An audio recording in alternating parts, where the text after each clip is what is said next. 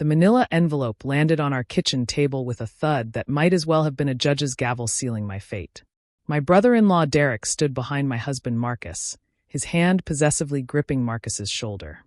"We got her," Derek announced triumphantly. "The private investigator followed her for 2 months. Everything's in there: photos, timestamps, hotel receipts. Your cheating wife has been playing you for a fool, little brother." I set down my coffee cup carefully, noting how my hand didn't shake. 2 months. They'd been having me followed for 2 months, while I smiled at family dinners and slept beside Marcus every night. "Aren't you going to deny it?" Marcus demanded, his voice cracking. My sweet, gentle husband looked haggard, poisoned by weeks of his brother's whispers. "Deny what exactly?" I asked. "I haven't seen what I'm accused of." Derek snatched the envelope, dumping its contents dramatically. 3 meetings a week at the Marriott downtown. Always the same suite. Always 2 hours. Always during work hours when you claim to be at client meetings. I glanced at the photos. Me entering the hotel. Me leaving. Timestamps clearly visible. And this. Derek produced a credit card statement with a flourish. Room service charges. Champagne. Strawberries. All the cliches. "Jessica." Marcus's voice broke completely. "How could you? After everything we've built." "Everything we've built?" I repeated softly. "That's an interesting way to phrase it. Don't try to deflect." Derek slammed his hand on the table. "We know your game. Have an affair, divorce Marcus, take half the business. Classic gold digger move." I laughed. I couldn't help it. The sound startled both brothers. "Something funny about destroying your marriage?" Derek snarled. "Just your timing," I said, pulling out my phone. "Mr. Harrison?" "Yes, they've presented your preliminary findings. You can come in now." Both men froze as footsteps approached from the living room. The private investigator entered, a silver-haired man with kind eyes and a thick folder that made Derek's envelope look like a pamphlet. "Gentlemen," Mr. Harrison nodded. "Mrs. Chin, shall we discuss the complete investigation?" "What complete investigation?" Derek's confidence wavered. "I hired you to follow Jessica. You hired me to investigate potential infidelity affecting the Chin family business interests," Mr. Harrison corrected.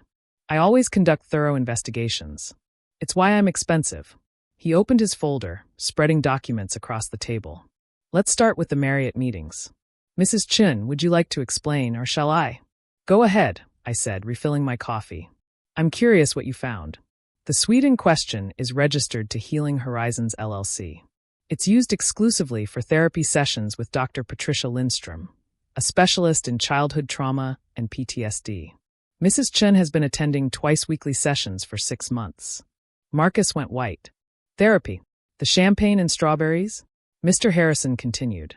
"Dr. Lindstrom's therapeutic approach includes reclaiming luxury, exercises for abuse survivors who were taught they didn't deserve nice things. The receipts Mrs. Chen submitted for insurance reimbursement are all properly documented."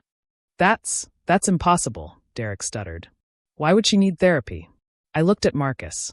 "Should I tell him, or do you want to explain why your wife might need therapy after 4 years of marriage to someone who lets his brother control every aspect of his life?" "That's not," Marcus started. "Isn't it?" I cut him off. "Derek convinced you to put surveillance cameras in our bedroom to protect assets. Derek persuaded you to make me sign a post-nuptial agreement threatening to leave me with nothing if I gained more than 10 pounds. Derek told you successful wives are always cheating, so you should monitor my emails, my texts, my location. Those were reasonable precautions." Derek insisted. "You married my brother for money." "Which brings us to the interesting part," Mr. Harrison interrupted, pulling out more documents. "The Chin family business. Mr. Derek Chin, you've told your brother repeatedly that he needs to protect his company from potential divorce proceedings, correct?" "Of course. Marcus built that company." "Actually, no." Mr. Harrison slid incorporation documents across the table. TechVision Inc. was founded by Jessica Walsh, now Jessica Chin, 5 years before she met Marcus. She's the sole owner, holding 100% of shares. Marcus Chin has never held any ownership stake. The silence was deafening.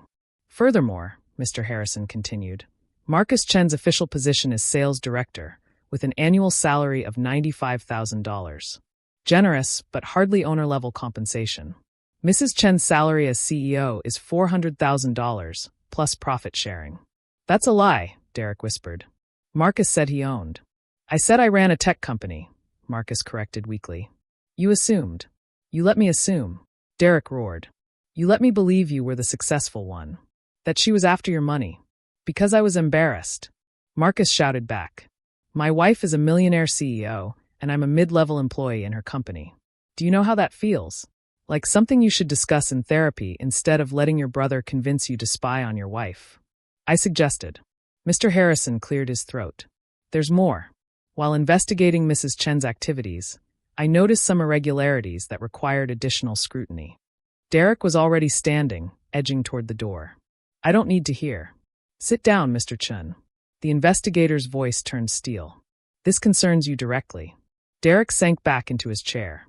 While reviewing financial records, I discovered Derek Chen has been embezzling from TechVision Incorporated fake vendor accounts, inflated expense reports, kickbacks from suppliers. Total theft over 3 years, $547,000. Jessica knew? Marcus breathed. I've known for a year, I confirmed. I was building a case for the FBI when Derek suddenly convinced you I was cheating. Interesting timing, don't you think? But the most remarkable discovery, Mr. Harrison pulled out his tablet, came when I investigated Derek Chen's home life. Mr. Derek Chen, is your wife Sandra aware that you've been having an affair with Marcus's ex-girlfriend, Valerie? Derek's face went from white to green. How? The same hotels where you claimed Jessica was cheating. The same days. The same times. You were projecting your own guilt onto your sister-in-law. Mr. Harrison swiped through photos. Here's you and Valerie entering room 412 while Jessica was in her therapy session in room 900. Here's the two of you at dinner using the company credit card you stole. Should I continue? And here, I added, pulling out my own folder, is the email thread where you and Valerie discuss your plan. Get Marcus to divorce me for infidelity, convince him to claim the company in the settlement, then steal it from him once you're appointed as his business advisor. Marcus stared at his brother in horror. You were going to steal from me too? You're weak. Derek exploded. You've always been weak. Letting a woman outshine you, outsmart you, out-earn you. I was trying to help you be a real man. A real man? I stood, finally letting my anger show. A real man would be proud of his wife's success. A real man would support her instead of undermining her. A real man wouldn't need his brother to prop up his fragile ego with lies and theft. Mr. Derek Chen. Mr. Harrison packed up most of his files, leaving one behind. That's your copy of my report.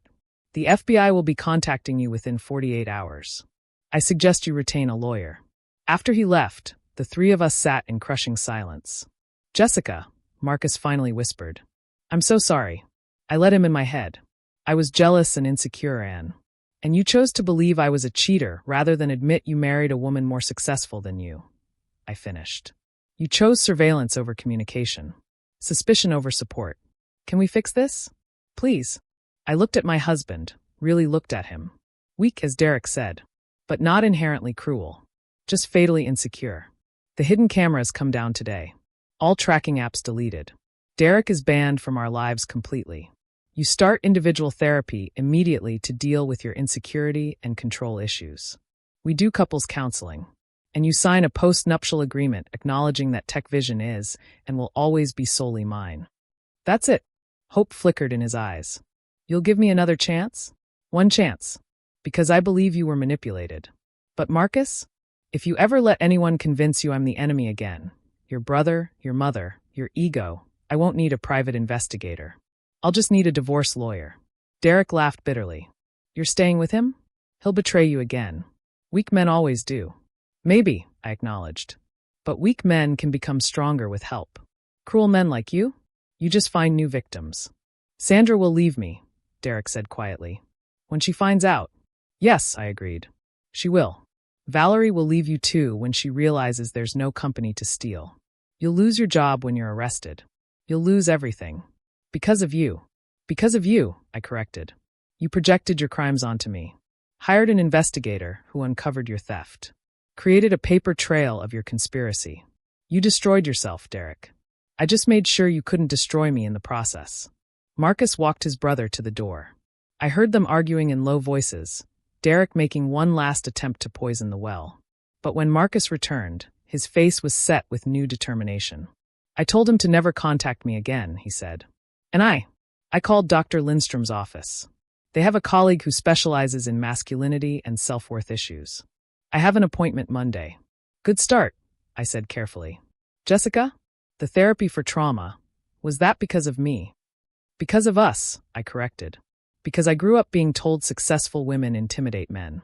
Because I've spent 4 years dimming my light to make you comfortable. Because I actually considered giving you partial ownership just to save your pride. I never wanted you to dim your light, Marcus said softly. I just didn't know how to shine next to you without feeling like I was in your shadow. Then learn, I said simply. Because I'm done making myself smaller for anyone's comfort. The FBI arrested Derek 2 weeks later.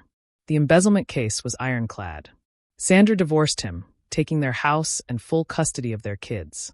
Valerie disappeared the moment she realized there was no money to be gained. Marcus threw himself into therapy with the dedication he'd once reserved for believing his brother's lies. Slowly, painfully, we rebuilt. Not the marriage we'd had, that was built on a foundation of insecurity and control. But something new. Something where my success was celebrated, not suspected. 6 months later, at TechVision's annual gala, Marcus gave a speech as sales director. My wife built this company from nothing, he said, looking directly at me. And every day, I'm grateful not for what she's achieved, but for who she is. A woman who gave her husband a second chance when he didn't deserve it. A woman whose light is too bright to ever be dimmed. Derek wrote from prison once, a rambling letter about family loyalty and forgiveness. I had my lawyer send him a cease and desist. Some bridges, once burned, light the path forward. And sometimes the best response to someone trying to prove you're unfaithful is letting them discover that the only infidelity was their own, against trust, against family, against the truth they were too frightened to face. The private investigator was right. I did meet someone at those hotels. Someone I'd lost touch with. Someone who needed healing. Myself. And that reunion was worth every penny of Derek's misspent money.